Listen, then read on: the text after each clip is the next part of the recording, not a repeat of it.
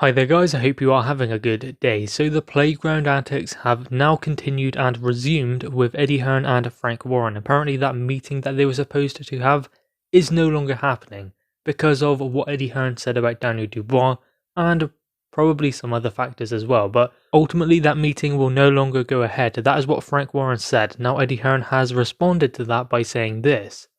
He should stop talking about me and start talking about his fighters. I'm not having lunch with him now.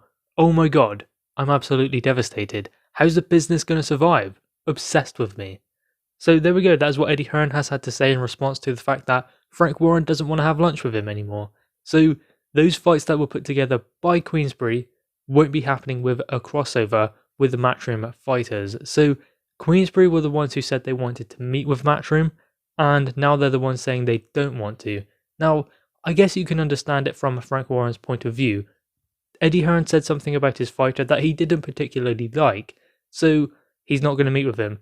And it wasn't the best of comments made by Eddie Hearn towards Daniel Dubois, which was questioning the legitimacy of that injury to his eye. So not the best kind of comments, but then again, does that need to stop them from making fights for their other fighters who also need to get in the ring and making good fights for fight fans, for boxing as a whole? So again, childish antics between the two of them, and all it does is just damage boxing at the end of the day. They don't really need to have this back and forth, but then they are rivals at the end of the day.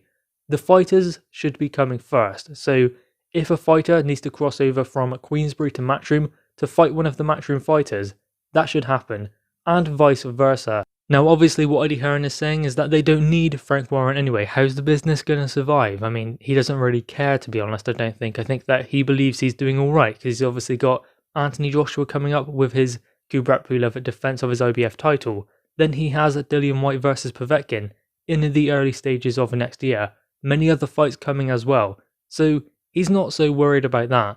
Now, does Frank Warren necessarily need to do this? Does he need his fighters to get in with Matchroom fighters? Not necessarily, because I think that he can make fights for his fighters as well, but I think that it would be beneficial for some of the Queensberry fighters to be able to cross over and have fights with Matchroom fighters, because you cannot allow that to happen. You cannot allow the fighters in your stable to stagnate as a result of your feud with a promoter. So does that mean that Queensberry fighters won't fight Matchroom fighters unless of course a mandatory is called by a champion where they must face a crossover fight from a different promotion?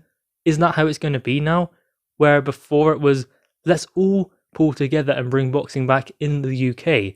Now it seems just as, if not more, divided than ever. And what about the Anthony Joshua versus Tyson Fury fight? That's going to have to be a crossover event.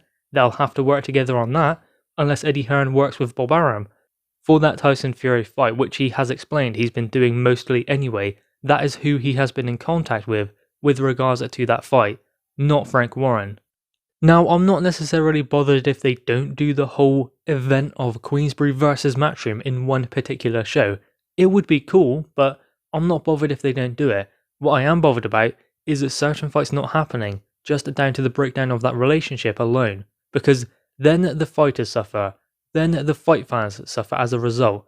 And it seems like now, unless there is a mandatory called and the champion is Matchroom and his mandatory or her mandatory is from Queensberry or vice versa, then maybe that's the only way these will work together now. So basically it's just back to normal, nothing has changed. Guys, anyway, what are your thoughts on this? Make sure you leave your thoughts in the comments below, leave a thumbs up and subscribe if you are new. Thanks guys.